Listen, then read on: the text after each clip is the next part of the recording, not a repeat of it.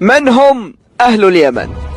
هم ملوك العرب في الجاهلية، وما زالوا ملوكا وأربابا يتداولون الرياسة، ورثوا الملك كابرا عن كابر وآخرا عن أول، يلبس آخرهم سرابيل أولهم، يعرفون الحد ومآثر الحمد، منهم النعمانان والحمادان والقابوسان، ومنهم من حمى لحمه الدب، ومنهم غسيل الملائكة، ومن اهتز لموته العرش، ومنهم مكلم الذئب، ومن كان يأخذ كل سفينة غصبا، وليس من شيء عظم خطره وعرف أثره إلا نسب إليهم، من فرس رائع أو سيف قاطع أو درع حصينة أو درة مكنونة.